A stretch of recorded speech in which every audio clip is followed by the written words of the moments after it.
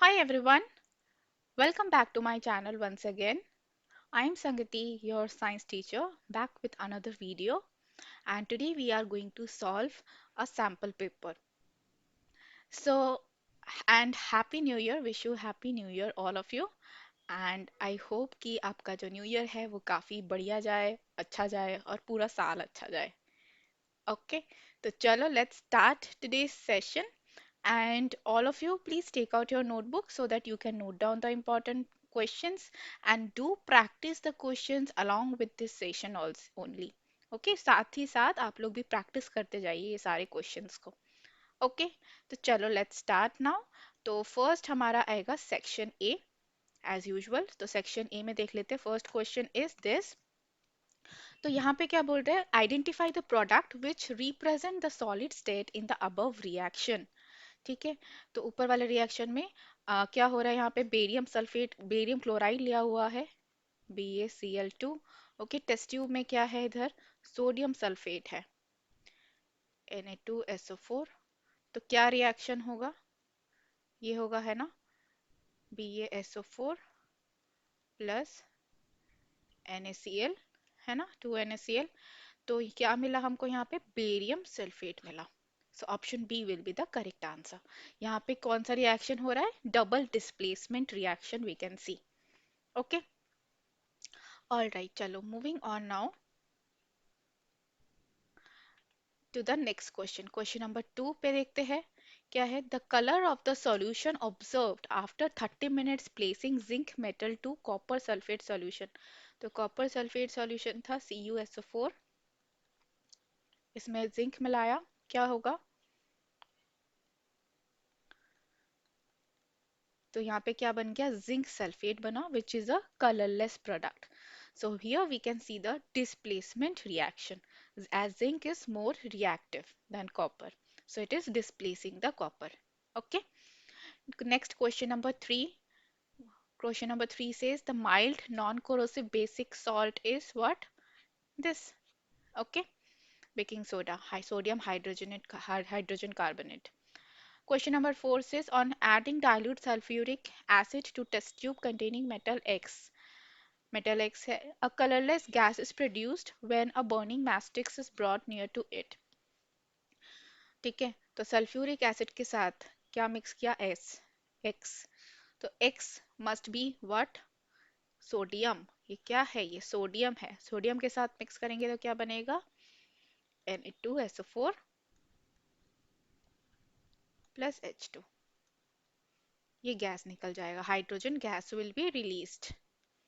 Okay, all right, I hope it is clear to you. Okay, तो इनके साथ तो रिएक्ट नहीं करेगा क्योंकि these are less reactive. All right, चलो next question. Question number 5. It says which of the following correctly represent sodium oxide. Sodium oxide is Na2O. ठीक है, तो Na के 2 मॉलिक्यूल्स होने चाहिए, तो यहाँ पे हम देख सकते हैं 2Na इधर और ऑक्सीजन का एक. So option B is the correct answer. Okay, all right, next is the question number 6. An element with atomic number dash will form a basic oxide. तो basic oxide कौन बनाएगा? यहाँ पे ये देखो, this is the nitrogen, ये chlorine है, silicon है, ये sodium है ना? तो sodium बनाएगा Na2O basic oxide. Okay, next question, question number 7 says an element M has 50% of electron filled in third shell as in the second shell. तो shell, first shell में होते हैं 2 इलेक्ट्रॉन्स, सेकेंड शेल में होता है 8, third shell में भी कितने होते हैं? 8 होते हैं. बट यहाँ पे बोल रहा है 50% है, मीन्स हाफ है, मीन्स 4 है. ओके, तो एटॉमिक नंबर कितना हो जाएगा? 14. All right, 14 will be that atomic number. Okay, moving on to the question number 8. Generally, food is broken and absorbed within the body of organism. In which of the following organism is it done outside the body? तो outside the body किस में होता है? Digestion process, saprotrophs में, है ना? And mushroom is the example of saprotrophs. Okay. Next question is question number 9. Receptors are usually located in sense organs. Gustatory receptor कहाँ होता है? टंग में होता है, नोज में होता है ऑल फैक्ट्री, आईज में होता है फोटो रिसेप्टर्स, एंड ईयर में होता है phonoreceptor. Okay, I hope it is clear to you. Okay, तो moving on now, next is question number 10। Farmer wants to grow banana plant genetically similar enough to plant already available in his fields. Which one of the following method would you suggest for this purpose? तो regeneration and budding तो नहीं होगा plants में, तो क्या हो सकता है, वेजिटेटिव प्रोपगेशन या सेक्सुअल रिप्रोडक्शन। सेक्सुअल रिप्रोडक्शन में जेनेटिकली सिमिलर नहीं मिलेगा, तो vegetative propagation is the correct answer. Okay, question number 11। Height of a plant is regulated by, कैसे height of a plant is regulated, DNA which is directly influenced by the growth hormone. Option B says genes which regulate the proteins directly, growth hormones under the influence of enzymes coded by a gene. Option D says growth hormone directly under the influence a gene. Okay, so option C will be the correct answer.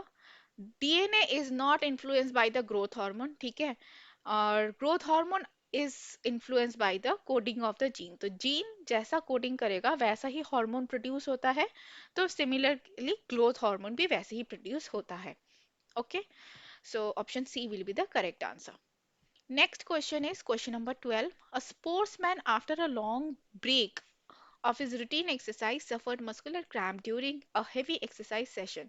This happens due to, तो muscular cramps क्यों आते हैं, it happens due to the lack of carbon dioxide नहीं, okay, presence of oxygen ये भी नहीं होता, lack of oxygen and the formation of lactic acid will be the correct answer. Okay, next up is the question number 13। An object is placed in front of a convex mirror, its image is formed। तो convex mirror के सामने एक object रखा है, तो कैसा image बनेगा, um, at a distance equal to the object distance, no, not equal distance, okay, the twice the distance nahi, option D will be the correct, behind the mirror banega, and its positions varies according to the object distance, जैसा हम object रखेंगे convex mirror के सामने उसी के according very करता है वो, ठीक है, तो behind the mirror image form होगा। Next up is the question number 14। When light enters atmosphere, it strikes on the extremely fine particles which deflect rays of light in all possible direction. This is due to, इसको हम scattering of light बोलते हैं। Okay, scattering of light, जिसकी वजह से हमको आसमान नीला दिखाई देता है, सुबह के टाइम पे हमको रेड दिखाई देता है, शाम के टाइम पे भी रेड दिखाई देता है। Okay, next question number is 15. In 1987, the agreement was formulated by United Nations Environment Programme UNEP to freeze the production of eggs to prevent depletion of eggs। तो डिप्लीशन ऑफ यहाँ पे ozone की बात की जा रही है, ठीक है, Y is ozone and X क्या हो जाएगा, फिर is the production of chlorofluorocarbon, ठीक है, क्लोरोफ्लोरोकार्बन जो कि रेफ्रिजरेटर या फिर एसी वगैरह में यूज होते थे, उससे क्या होता है, it is causing the depletion of ozone layer जब वो एटमॉस्फेयर में जाता है, तो ठीक है, तो अभी उसको बैन कर दिया गया है, अभी उसके ऑल्टरनेटिव में HFCs यूज करते हैं, hydrofluorocarbons are used and other alternatives are used. Okay, next question number 16। Which of the following features relate to biodegradable substances? तो what are the biodegradable substances which can degrade in the environment easily, है ना, broken down by biological processes, okay, this could be correct, then remain inert, no, persist in the environment, no, may harm the ecosystem, of course not, option A is the correct answer। Okay, I hope it is clear to all of you। All right, so next comes assertion reason questions, so let's see this also, ठीक है, तो first question दिया हुआ है question number 17। Assertion says rusting of iron is a endothermic process, endothermic in nature. All right. And reason says rusting of iron is not actually endothermic. ठीक है, temperature increase होता है. Next is the reason says as the reaction is slow, the release of heat is barely evident. हाँ, तो this is correct. ठीक है, तो क्योंकि स्लो रिएक्शन होता है रस्टिंग ऑफ आयरन में काफी टाइम लगता है, तो हीट हमको उतना पता ही नहीं चलता. ठीक है, हमको हीट तब पता चलता है किसी चीज का जब एकदम से रिएक्शन हो जाए, when the reaction is very fast, तो जब ब्लास्ट होता है. ओके, तो ये फॉल्स है, ये करेक्ट है, तो option D will be the correct answer for this. Okay, D आ जाएगा यहाँ पे. Next question. Assertion says probability of survival of an organism produced through sexual reproduction is more than that of organism produced through the asexual mode. Yeah, this is true. Okay. Reason says variation provides advantages to the individuals for survival. This is also true. And reason is also the correct explanation. तो इसका option आ जाएगा A. Okay.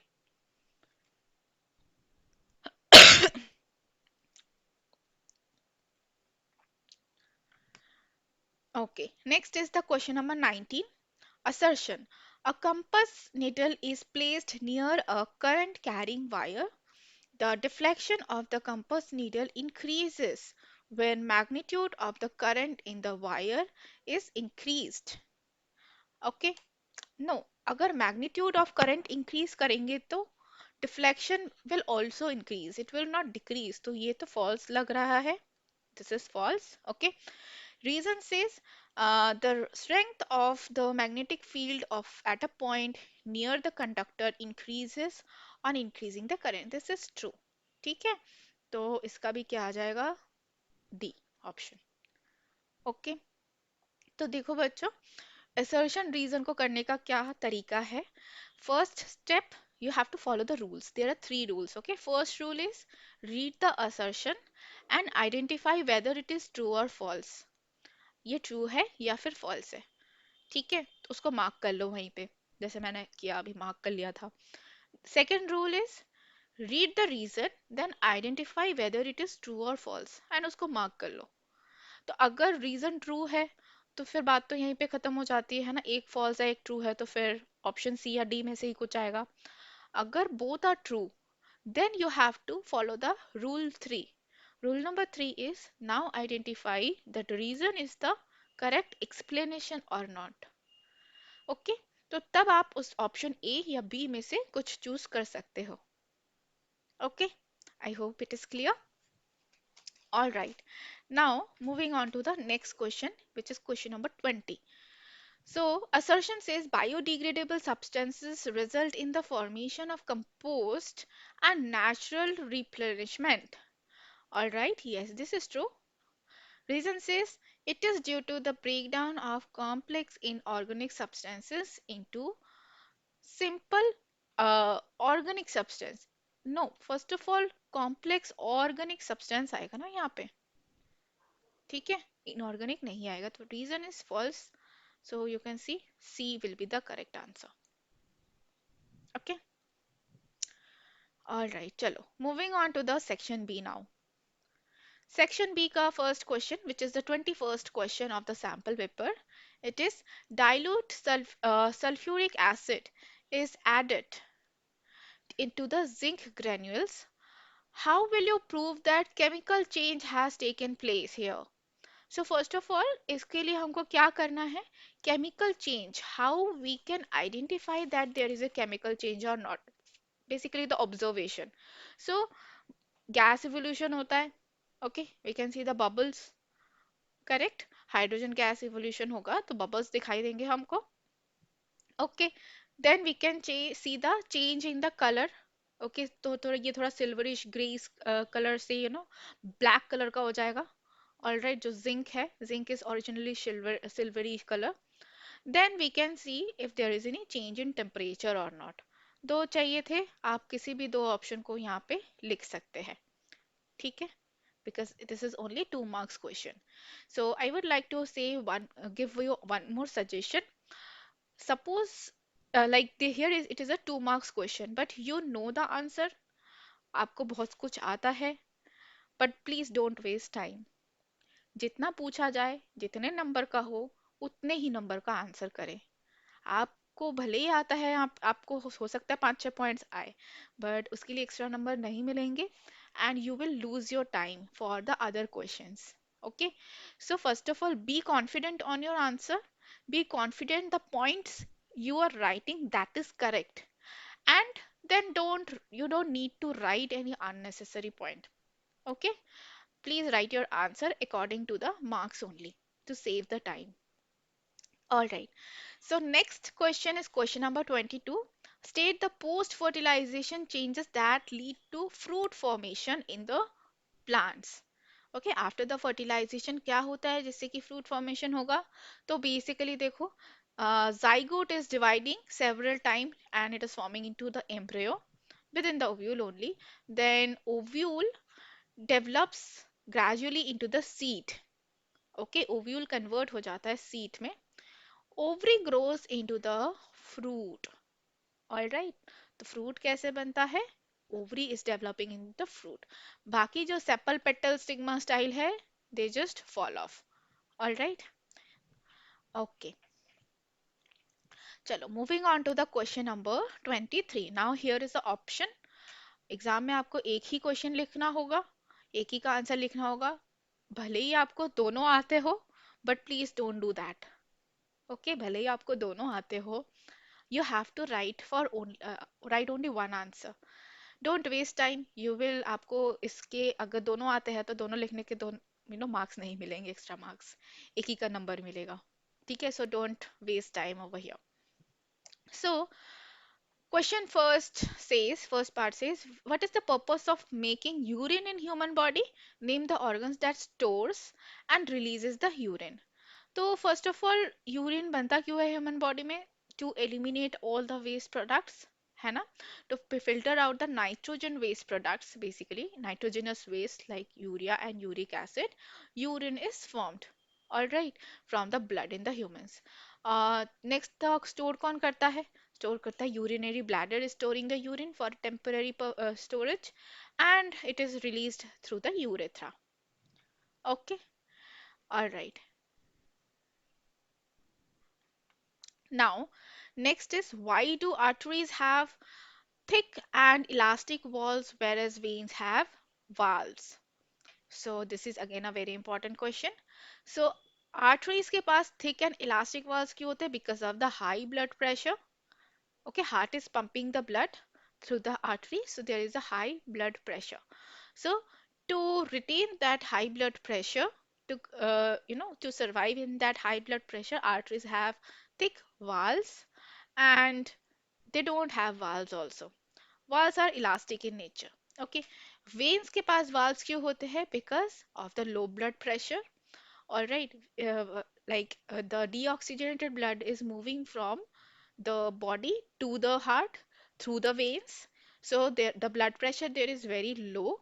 So there is a chances of the backflow of blood. Black backflow of blood हो सकता है. ठीक है, so to prevent that backflow of the blood, so that it ensures that the blood is flowing in only one direction. Okay, so valves are present in the veins. I hope it is clear to you. Chalo, moving on to the next question. Question number 24. The refractive indexes of three media are given below. ABC दे दिया है, refractive index दे दिया है. Okay, a ray of light is traveling from A to B and another ray is traveling from B to C. ठीक है, in which of the two cases the refracted ray bends towards the normal? तो देखो, जब rare to denser medium में कोई चीज रे travel कर रही है, light ray, then it is bending towards the normal. Correct.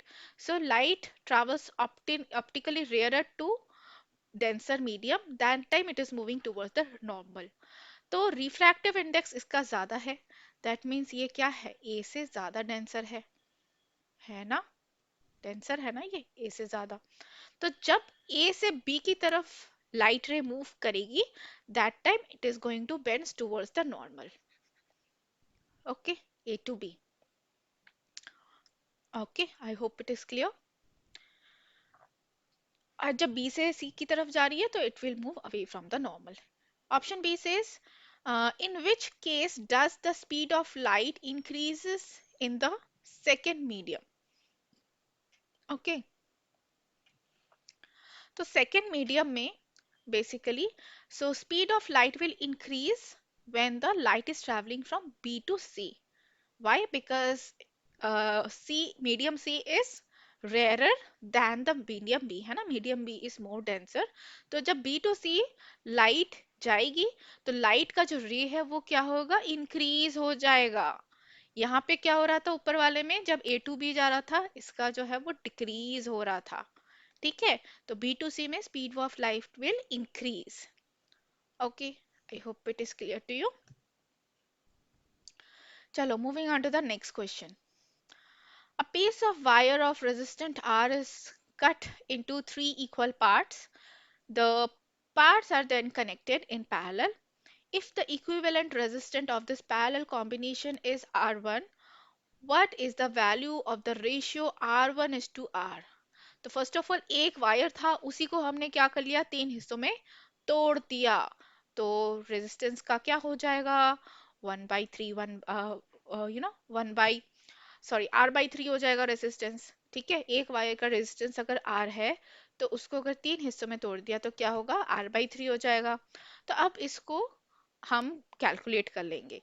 ठीक है, तो कैलकुलेट कैसे कर लिया, फॉर्मूला लगाया, फॉर्मूले में लगाया तो ये आ गया 9/R. तो R1 कितना आ गया, R/9. Okay, this is the R1. अब रेशियो पूछा था R1:R का, तो रेशियो ऐसे निकाल लेंगे, R/9 अपॉन R करके, तो 1:9. तो रेशियो कितना हो गया, 1:9.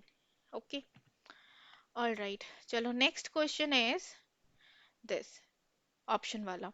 Refer to the image below and state how the magnetic field pattern indicates region where the magnetic field is stronger outside the magnet. The what happens to the magnetic field when the current in the circuit is reversed. Okay, तो ये image दे रखा है, यहाँ पे magnetic field lines है, this is the solenoid.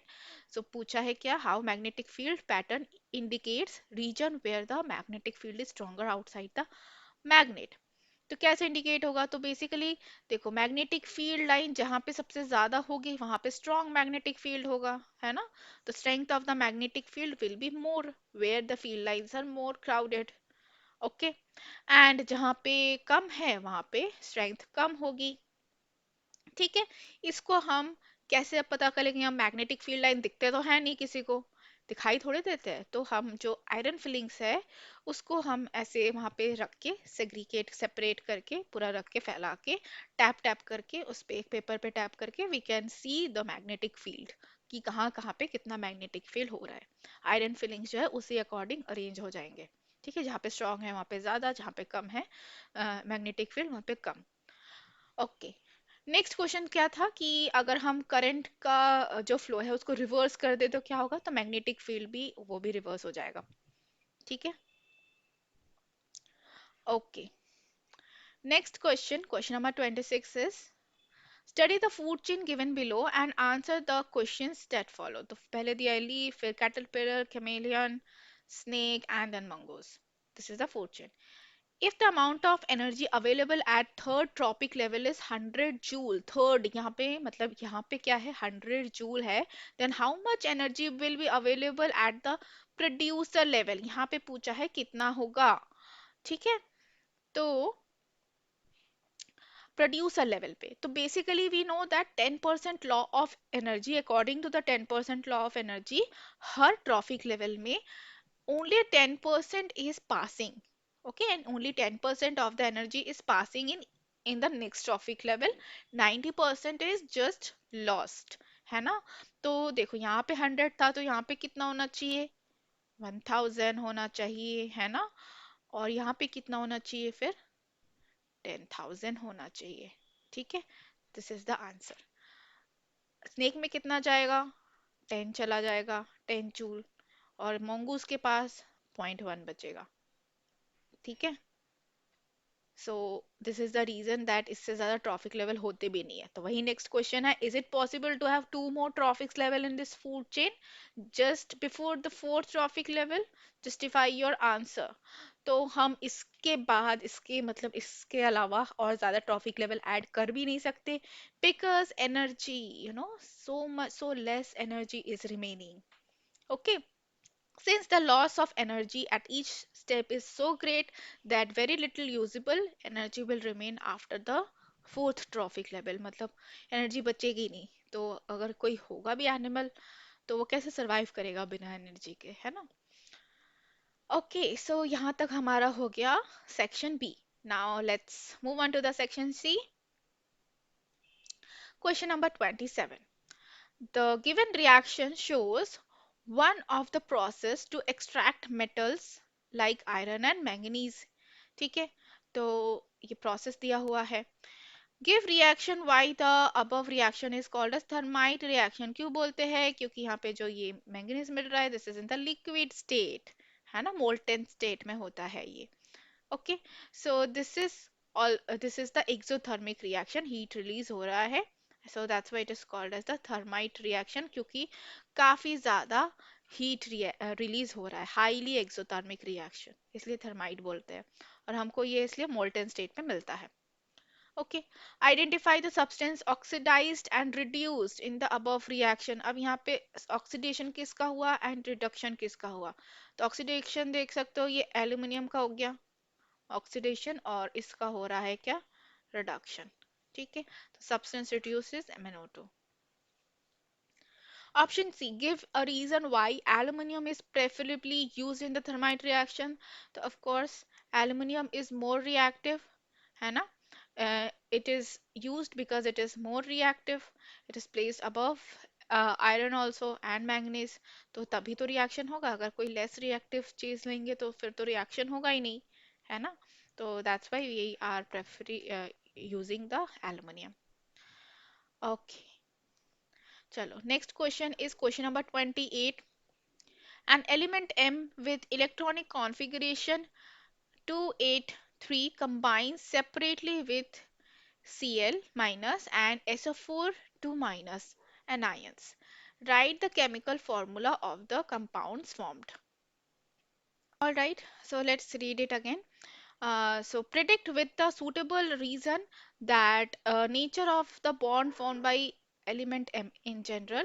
How will the electrical conductivity of the compound formed vary with respect to M? ठीक है, तो M में देखो क्या है, 283 है ना? तो इसके साथ अगर Cl करेंगे तो क्या बन जाएगा? MCl3। M दे रखा है आपको, सिर्फ आपको ये नहीं बताया कि कौन सा एलिमेंट है। ठीक है, तो ये नहीं बताया, तो आप खुद यहाँ से आइडेंटिफाई कर सकते हो by seeing the electronic configuration. Atomic number कितना है इसका? 13 है ना? तो क्या हो जाएगा?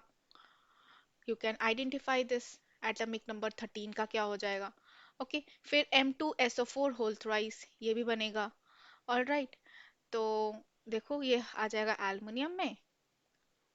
ओके, एल्युमिनियम का AlCl3 बनेगा, और ये बनेगा Al2SO4 whole thrice, ये बनेगा।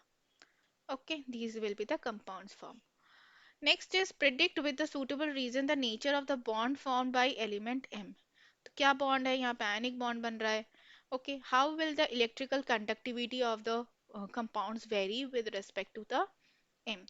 So it acquires a stable electronic configuration with neon by losing its three valence electrons from M3 plus cations।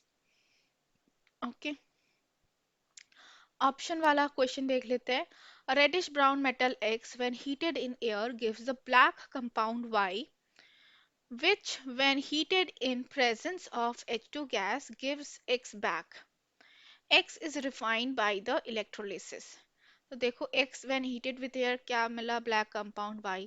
इसके साथ जब H2 गैस रिएक्ट किया तो हमको फिर से X मिल गया। तो X क्या है? बेसिकली कॉपर है।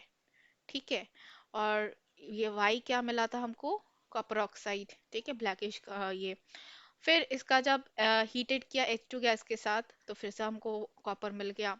Okay, X is refined by the process of electrolysis and this refined form of X is used in electrical wiring। तो electrical wiring हम कॉपर से ही करते हैं, ठीक है, तो ये हम आइडेंटिफाई कर चुके हैं, X is copper and Y is copper oxide।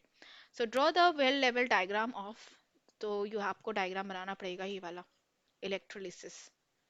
Okay, this you have to draw the diagram। सो यहाँ पे देख सकते हो एनोड साइड है, इधर कैथोड साइड है। Okay, pure copper method metal है यहाँ पे, कैथोड साइड में हमने रखा है। यहाँ पे सॉल्यूशन कौन सा लिया है? कॉपर सल्फेट सॉल्यूशन लिया है, CuSO4। तो क्या होता है ना, when we are passing the electricity cathode side से, प्योर कॉपर साइड से, ठीक है, यहाँ से क्या हो रहा है, देखो इधर इम्प्योर कॉपर हमने रखा है, यहाँ पे एक प्योर कॉपर का प्लेट रख दिया, ठीक है। तो अब एनोड साइड से कॉपर डिसोसिएट हो रहा है, कहाँ पे जा रहा है? कॉपर सल्फेट के सॉल्यूशन में जा रहा है। Now as this is a copper sulphate solution there, so there is already copper ion present, है ना, which is neutralising with the sulphate ions also, तभी तो वो बैलेंस हुआ, ठीक है। बट जब एनोड इम्प्योर कॉपर साइड से यहाँ पे कॉपर आयन जाएगा तो यहाँ पे excess amount of copper ion हो जाएगा, डिसोशिएट करके जा रहा है ना, तो there will be the excess amount of copper ion. तो ये कॉपर आयन जाएंगे कहाँ पे? कहीं तो जाएंगे, है ना। तो मान लो कि एक रूम में 20 चेयर है, पास के रूम में भी 20 चेयर है। अब पहला रूम जो था वहां पे 20 लोग ऑलरेडी बैठ चुके हैं, अब बाकी 10 लोग और आ गए तो वो कहाँ जाएंगे? वो दूसरे रूम में जाके बैठेंगे क्योंकि वहां पे तो चेयर खाली पड़ी है।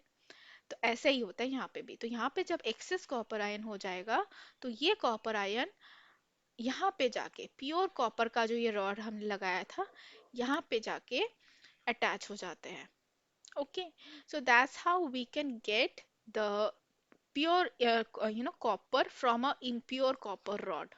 ओके, तो ये यहाँ पे ग्रेजुअली ये जो है ये थिकन होता जाएगा, ये वाला जो रॉड है कैथोड साइड में, it will gradually thicken. This process is called as electroplating. तो इलेक्ट्रोप्लेटिंग के प्रोसेस से हम ये चीज कर सकते हैं। ओके, ऑल राइट, चलो moving on to the question number 29। We are advised to take iodized salt in our diet by doctors. Justify its importance in our body. तो आयोडीन क्यों जरूरी है? For the thyroid gland which is producing thyroxine hormone, so iodine is essential for that. Thyroxine का काम होता है to regulate the metabolism of carbohydrate fats and proteins in our body. Okay, and it is providing the balance for growth in our body also. Okay, चलो next question number 30 है, what is the probability of a girl or boy being born in a family? Justify your answer। तो basically इसकी probability 50-50% chance होती है। इसमें आपको answer justify कैसे करेंगे? We have 22 pairs of chromosome and sorry, we have 22 pairs of autosomes and one pair of sex chromosome is present। Okay, sex chromosome में female के पास होता है XX एंड मेल के पास होता है XY।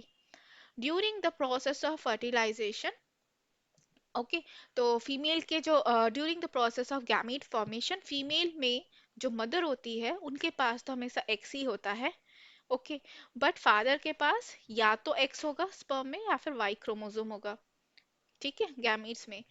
तो child who inherits the X chromosome during the process of fertilization, अगर sperm is carrying the X chromosome तो child होगी girl, and अगर sperm is carrying the Y chromosome तो child होगा boy, and there is always a 50-50% chance of this। Okay, I hope it is clear। All right,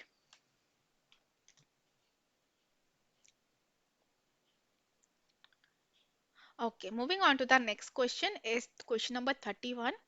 Explain why refractive index of any material with respect to air is always greater than 1। तो हमेशा ये one से ज्यादा क्यों होता है? तो पहले तो आप फॉर्मूला देख लो, रिफ्रैक्टिव इंडेक्स किसी भी मीडियम का हम कैसे कैलकुलेट करते हैं? Speed of light in air upon the speed of light in medium, है ना? तो speed of light in air जो है, तो बेसिकली हमेशा ज्यादा ही होता है, speed of light in air which is like the maximum, है ना, than the speed of light in medium. तो ये ऑफ कोर्स हम अगर कैलकुलेट भी करेंगे तो वो मोर देन वन ही आएगा, ठीक है, बिकॉज यहाँ पे numerator is more than the denominator, ठीक है, तो that's why it is greater than one. Question number option 2 says, in the figure given below, light ray travels from air into the semicircular plastic block. Give a reason why the ray does not deviate at semicircular boundary of the plastic block. तो ये पूछ रहे कि ये यहाँ से deviate क्यों नहीं हो रहा? हो जाना चाहिए ना डेविएट, बट क्यों नहीं हो रहा? इसलिए नहीं हो रहा क्योंकि ये जो है ये नॉर्मल पॉइंट है, और रे जो है वो भी नॉर्मल से ही आ रहा है। It is not at any angle, other angle. अगर मान लो इधर से आ रहा होता या इधर से आ रहा होता तब डेविएट होता, ठीक है। अब तो वो जो it is like parallel to the normal, only normal से ही आ रहा है, so that's why it is not deviating, ठीक है। सो ये आपका ये आंसर हो गया। So ray of incidence is normal, and for the normal incidence there is no deviation, ठीक है। उसके बाद आपको पूछे complete the ray diagram in the above scenario, तो ये आपको कंप्लीट करना है। तो ये it will move away from the normal, इस तरफ away from the normal move करेगा। Alright, so this is how you can draw the diagram. चलो moving on to the question number 32। State the law that explains the heating effect of electric current with respect to the measurable properties in an electrical circuit. तो कैसे, कौन सा law है? Basically this is H is equals to I square R T वाला, यही आपको लिखना है यहाँ पे, ठीक है, in language. Joule's law of heating states that the heating dissipated across the resistor is directly proportional to the square of the current flowing through it, to the resistance of the conductor, and the duration of the flow of current. Okay, I hope it is clear. Right, so next question is, question number 2 says, list the factor on which the resistance of a conductor depends. तो resistance किस पे depend करता है? ये वाला formula है, R is equals to rho L upon A, है ना? तो it is depending on the length of the conductor, area of the cross section, nature of the material also, material कैसा है, ठीक है, and the temperature of the conductor, इन चीजों पे resistance depend करता है। Okay, that's how you will write your answer. Chalo, moving on to the next question. Question number 33. Ananya responded to the question, why do electrical appliances with metallic bodies are connected to the mains through a three-pin plug, whereas electric bulb can be connected with a two-pin plug? ठीक है, तो जो भी हमारे major electrical appliances होते हैं, जैसे कि एसी है, फ्रिज है, तो they are connected with the three pin plug. क्यों होता है? बिकॉज उनको एक एक्स्ट्रा चीज की जरूरत है, that is the earth wire, okay, which provides a low resistant conducting path to the flow of current. So in case of any accidental leakage current through the conducting body, तो कोई भी accident leakage से वो उसको protect करेगा, ठीक है। Next question is, what is the function of a fuse in a domestic circuit? तो फ्यूज का क्या फंक्शन होता है? Again it is providing protection against the overflow of the current. All right, तो फ्यूज जो है, fuse has a like lower melting point. तो जैसे अगर कोई ओवरफ्लो ऑफ करंट होगा तो वो मेल्ट हो जाएगा, स्ट्रिप हो जाएगा, and it stops the flow of current. That's how it is used. All right, चलो moving on to the section D. Question number 34. Rahmat classified the reaction between methane and chlorine in the presence of sunlight as a substitution reaction. Alright. Support Rahmat's view with suitable justification and illustrate the reaction with the help of a balanced chemical equation. Okay. तो देखो इसको कैसे करेंगे। Methane and chlorine बोला है ना, sunlight में react हो रहा है, so this will form like this, CH3Cl okay, and hydrochloric acid निकलेगा. So methane is reacting with the chlorine and is forming the chloromethyl and hydrogen chloride. Okay, hydrogen chloride निकल रहा है, and here one hydrogen atom of methane is getting substituted with the chlorine. तो ये substitute हो गया just. Okay, this is, that's why it is also called a substitution reaction. Option B, chlorine gas was prepared using electrolysis of brine solution, है ना. Write the chemical equation to represent the change. Identify the other product formed in the process and give one application of each. Okay, तो brine solution देखो ये है 2NaCl. All right, ये reaction होता है, chlorine gas evolve होता है, ये क्लोरीन गैस इवॉल्व हो गया. ऑल राइट, और ये इवॉल्व होता है एनोड साइड पे. ओके, H2 जो है वो कैथोड साइड पे इवॉल्व होता है, hydrogen gas. Okay, now next क्या पूछा था? Identify the other products from in this process and give application. इन सबका एप्लीकेशन बताना है. तो सोडियम हाइड्रोक्साइड का एप्लीकेशन होता है decrease, you know, decreasing of the, degreasing of the metals. Then paper making में, सोप्स एंड डिटर्जेंट में हम यूज करते हैं कॉस्टिक सोडा बनाने के लिए. ठीक है, कॉस्टिक, उसको बनाने के लिए artificial fibres. Hydrogen gas is used as a fuel also, margarine में, मैन्युफैक्चर ऑफ अमोनिया, फर्टिलाइजर बनाने के लिए यूज होता है. ओके, चलो नेक्स्ट जो ऑप्शन वाला क्वेश्चन है, ये ये जो ऑप्शन वाला क्वेश्चन है ना, ये सिर्फ बी पार्ट का है. ठीक है. So Raina, while doing certain reaction, observe that heating of substance X with vinegar-like smell with Y is in the presence of, uh, this is a industrial solvent. Okay, in the presence of concentrated sulfuric acid on water bath gives sweet smelling liquid. ठीक है, and having molecular formula C4H8O2. When heated with caustic soda, Z gives back the sodium salt of and the compound Y. Identify X, Y, Z. इनको identify करना है basically. Okay, तो X क्या है हमारा? Ethanoic acid. Ester निकल रहा है ना, स्वीट स्मेल वाला जो बोला था यहाँ पे. Read the question again. Sweet smelling liquid. ठीक है, x which is a vinegar like. Vinegar like मतलब इथेनोइक एसिड या फिर एसिटिक एसिड. ठीक है, smell with the substance x. तो इंडस्ट्रियल सॉल्वेंट क्या होता है? इथेनॉल होता है ना. तो उसी को रिएक्ट करते हैं, तो पाई हो गया हमारा इथेनॉल. और एसिटिक एसिड, इसको जब रिएक्ट किया तो हमको मिल गया एस्टर. ऑल राइट, फिर एस्टर को रिएक्ट करेंगे किसके साथ? NaOH के साथ. तो हमको मिल जाएगा C2H5OH. ऑल राइट, और ये सॉल्ट मिल जाएगा. Okay, sodium acetate. तो Z is the ester. Here is the correct answer. I hope it is clear to you.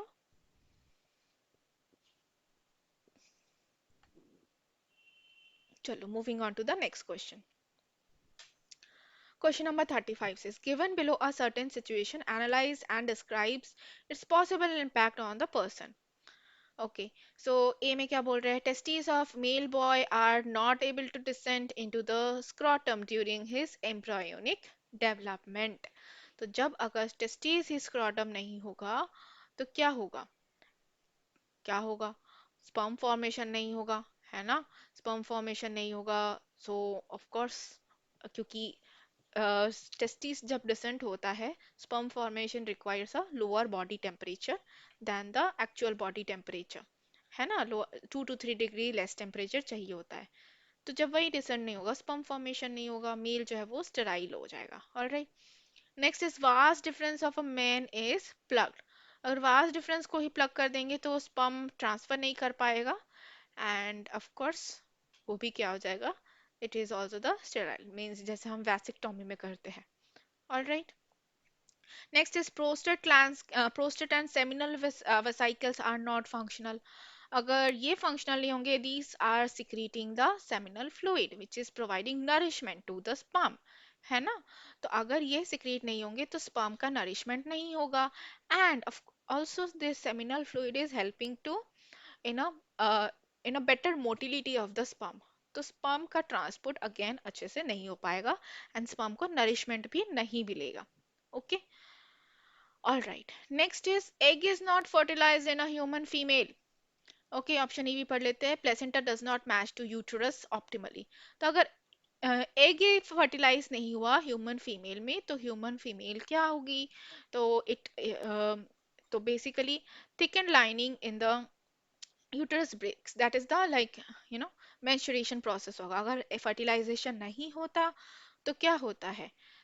जो ओवम है वो रिमूव आउट हो जाता है. Okay, the endometrium wall breaks down and the menstruation starts. All right. Option E था placenta does not attach to the uterus optimally. Okay. So अगर fertilization हो गया बट उसके बाद embryo यूटरस से एम्बेडमेंट नहीं हुआ, उसका इम्प्लांटेशन प्रॉपरली नहीं हुआ, प्लेसेंटा नहीं अटैच हुआ, तो क्या होगा? न्यूट्रिशन एंड ऑक्सीजन नहीं मिलेगा एम्ब्रियो को. It will affect the growth of the embryo. Okay. Alright. चलो next is a doctor has advised Samir to reduce sugar intake in his diet to do regular exercise after checking his blood test reports. Which disease do you think Samir is suffering from?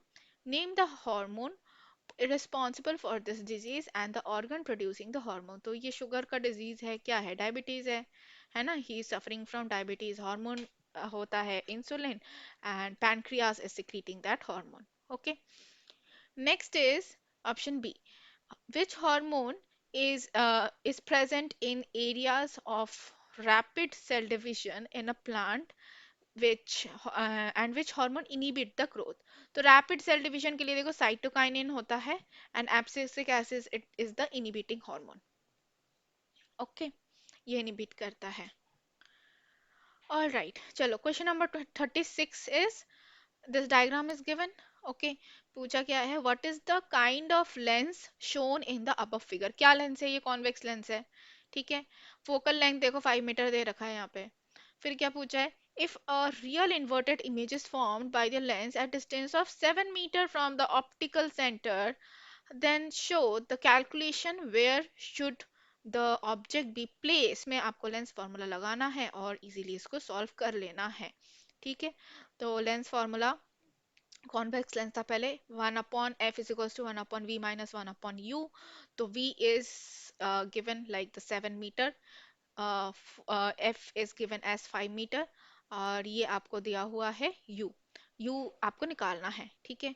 तो 1/5 ये calculate कर लेंगे is equals to 1/7 -1/u करके. ठीक है. तो ये आपका ये आ जाएगा. तो u is -17.5 मीटर. तो it will be on the left side. तो कॉन्वेक्स लेंस में ऑब्जेक्ट कहाँ पे बनेगा? कहाँ पे प्लेस करना है? 17.5 metre on the left side. ठीक है. उसके बाद आपको इस डायग्राम को कंप्लीट करना है तो आप इस तरह से ड्रॉ कर देंगे पूरी तरह से. This one. Okay. Next question है ऑप्शन का. 10 centimeter long pencil is placed 5 centimeter in front of the concave mirror having a radius of curvature of 40 centimeter. Determine the position of the image. R दिया हुआ है. Okay. Long pencil की height दे रखी है. Okay. And कहाँ पे रखा है वो भी दे रखा है. ऑब्जेक्ट प्लेस भी दे रखा है. तो कॉनकेव मिरर है तो यहाँ पे आपको मिरर फॉर्मूला लगाना है. ठीक है. तो u is given as -5, r is given as -40, f is r/2. तो इसको हम कैलकुलेट करके निकाल लेंगे. f is equals to -20 centimeter. Then apply the mirror formula and you can solve this like this. So v comes out to be 6.67 centimeter. Okay, so image will be formed behind the mirror. Okay. Next question is given as what is the size of the image and draw the ray diagram again. उसको complete करना है. तो size of the image basically magnification निकालना है आप लोगों ने. तो m is equals to h2/h1. तो v/2. ठीक है. -v/2. तो 20/3/5. तो ये आ जाएगा 4/3. All right. And this will be the diagram. Okay, चलो moving on to the section E now. So section E में कुछ हिंट दे रखे। Substance C is used as preservative. Okay, substance C has two carbon atoms. दो carbon atom है। C is obtained by the reaction of A in the presence of alkaline potassium permanganate followed by the acidification. Misuse of A in the industries is prevented by methanol, benzene and pyrimidine. Means A जो है वो ethanol है, दिख ही रहा है, ठीक है। A is the ethanol. F is formed on heating A in the presence of concentrated sulphuric acid. तो देख लो, ए तो इथेनॉल है, पता चल गया। अब हमको अब सी निकालना है। तो you can see this reaction. So ethanol को अगर हम हीट करेंगे, KMnO4 alkaline potassium permanganate, you know KMnO4 and acidic solution या हीट किया तो हमको क्या मिल गया? एसिटिक एसिड मिल गया हमको। Now this reaction is a oxidation reaction, ठीक है, क्योंकि यहाँ पे ऑक्सीडाइज हो रहा है। नेक्स्ट हम फिर ये इथेनॉल को क्या कर रहे हैं? कॉन्सेंट्रेटेड सल्फ्यूरिक एसिड के साथ वी आर हीटिंग इट, तो हमको मिल गया इथीन। तो F is the ethene. Okay, next ethene को what we are doing, reacting with the hydrogen. Okay, it is reacting with hydrogen in the presence of nickel catalyst. तो क्या बन गया? Ethane बन गया, हाइड्रोजन ऐड हो गया, तो this is a hydrogenation reaction. तो यही पूछा था आपका, ठीक है। Give the IUPAC name of A and F, तो यही है। Illustrates with the help of exam chemical equation, तो chemical equation we have already written. Okay, चलो ये नेक्स्ट वाला क्या पूछ रहा है? Name the chemical reaction which occurs in step 2, तो यही नेम है, oxidation and the hydrogenation reaction. Identify the compound formed in these steps if A is replaced with the next homologue. A को, जैसे A क्या है? Ethanol है, उसको हम नेक्स्ट होमोलोग मींस प्रोपेनॉल कर दे, तो क्या होगा? क्या होगा? तो ये A तो प्रोपेनॉल बन जाएगा, है ना, और F क्या बन जाएगा? प्रोपीन बन जाएगा। ओके, सेम तरह से ही रिएक्शन होगा, बस एक you know it will be the next homolog series. All right, चलो moving on to the next question, question number 38। यहाँ पे आपको ये डायग्राम दे रखा है। Figure A to D given below represent the type of earlobes present in a family consisting of two children, Rahul, Nisha and their parents, ठीक है। तो राहुल देखो, राहुल के कान है ऐसे जुड़े हुए, ओके, अटैच्ड है। फादर के है फ्री, इसके अटैच्ड है। मदर के भी फ्री ही दिख रहे हैं, एंड निशा की क्या है? इसके भी फ्री है। ओके, सो तो इन्होंने क्या किया? राहुल ने ऑब्जर्व किया ये सारी चीजें। Excited by his observation of different types of earlobes present in his family, Rahul conduct a survey of the types of earlobes found in his classmates. He found two types of earlobes in his classmate as per the frequency given below. तो उसने अपने घर में देखा पहले, और फिर जाके स्कूल में जाके अपने क्लासमेट्स को भी देखा। तो मेल में 36 के फ्री थे, फीमेल में 31 के फ्री थे। मेल में 14 के अटैच थे, फीमेल में 19 के अटैच थे। तो पूछ रहे हैं क्या? Which of the characteristic to characteristic free earlobe और attach earlobe appears to be dominant? कौन सा डोमिनेंट होगा? तो क्लियरली दिख रहा है जो फ्री वाला है वही डोमिनेंट है, सबसे ज्यादा इसी के नंबर है ना, तो यही क्या है? डोमिनेंट है। तो free earlobes appears to be dominant because it is present in more number of people. Okay, next is option B says, is the inheritance of the free earlobe linked with sex of the individual? Give reason for your answer. No, it is not linked with sex, because we can see clearly see male में भी और female में भी, दोनों में ही ये दिख रहा है, ठीक है। So it is not linked. Okay, sex link नहीं है ये। नेक्स्ट क्वेश्चन पूछ रहा है option C, what type of earlobe is present in father, mother, Rahul and his sister? Write the genetic constitution of each of these family members which explains the inheritance of these characters in the family. तो देखो ये तो दिखाई लिखा ही हुआ है, राहुल के पास attach है और बाकी तीनों के पास क्या फ्री है, तो वही लिख दिया है हमने। अब जेनेटिकली आपको बताना है, तो द फ्री इज, चलो let's denote it as capital F, है ना, and attached one denote it as a small F, okay, because that is recessive. Okay, तो फादर के पास capital F small F, mother के पास भी capital F small F, Rahul के पास दोनों ही रिसेसिव आएगा because it has he has attached earlobe, Nisha के पास भी capital F small F. Okay, चलो moving on to the next question. Suresh parents have attached earlobes. What type of earlobe can be seen in Suresh and his sister Sia? तो सुरेश के parent के पास क्या है, attached ईयरलोब्स है, मतलब recessive वाला है। सुरेश और उसके सिस्टर के पास क्या होगा, तो उनके पास भी रेसेसिव होगा, क्योंकि रेसेसिव अगर है तो एफ एफ है एंड एफ एफ, तो गैमिट्स क्या बन गए, एफ, है ना, एफ, तो इनके पास एफ एफ ही आएगा। Okay, so that is how we do this crosses, है ना, या फिर आप पुनेट स्क्वायर बना के भी कर सकते हो। तो दोनों के पास रेसेसिव ही आएगा, both will be having the attached earlobes only, which is a recessive character. All right, next is the question number 39. This is a circuit given. Okay, Vinita and Emma demonstrate a circuit that opens the two headlight and the two side lights of a car in their school exhibition based on their demonstrated circuit.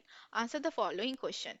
State what happens when switch A is connected to position 2. जब इसको position 2 से connect कर देंगे switch A को, तो क्या होगा, इनके पास करंट आएगा ना, है ना, तो the current will pass only through 12 ohm lamps, यहीं पे यही ऑन होंगे सिर्फ, ठीक है। और फिर पोजीशन 3 में जब अटैच कर देंगे, जब यहाँ पे अटैच कर देंगे, तो क्या हो जाएगा, तो 4 वाले पे आएगा तब, राइट, तो ओनली जो 4 ओम वाले जो लैंप है वही ऑन होंगे। Next is the find the potential difference across the each lamp when lit. तो basically all of them are arranged in a parallel, तो जो मैक्सिमम है पोटेंशियल डिफरेंस 12 वोल्ट वही होगा सब में। ऑल राइट, चलो next question, next is calculate the current in each 12 ohm lamp when lit. तो करंट कैलकुलेट करना है अब, 12 ओम का लैम्प है, तो फॉर्मूला हम लगाएंगे कि V is equals to I, you know, I is equals to V is equals to I R वाला फॉर्मूला लगाएंगे, V is equals to I R, तो I इज इक्वल्स टू क्या हो जाएगा, V upon R। Okay, V upon R, तो V is given as, V हमने देखा कि 12 वोल्ट है, ओके, ये दे रखा है, तो ये 1 एम्पियर हो जाएगा इसके लिए। फिर 4 ओम लैम्प के लिए जब निकालेंगे तो अब अगेन वही सेम फॉर्मूला यूज करेंगे, तो 12 upon 4 that will be 3 ampere. Okay, चलो next question is show with the calculation which type of lamp 4 और 12 ओम, 4 या फिर 12 वाला ओम किसके पास ज्यादा पावर है। तो पावर वाला फॉर्मूला लगाना है, P is equals to V square upon R, तो P निकालेंगे अब, V is 12, it is already given, R अब 4 के लिए निकालेंगे तो इसमें आ गया 36, ठीक है, 12 के लिए जब निकाल रहे हैं तो इसमें आ गया 12, तो 4 ओम वाला जो लैंप है उसके पास ज्यादा पावर है, it is having more power. Okay, so yes, ये था हमारा पूरा sample paper, we have solved all the complete sample paper 39 questions. And अभी तक अगर आपने वीडियो देख ही लिया है so please click on the like button and hit the subscribe button also, okay, subscribe to my channel and we will try to solve more sample papers and more previous year questions paper in the upcoming days. So click the subscribe button, don't waste your time, ठीक है, and yes, please solve the questions by your own.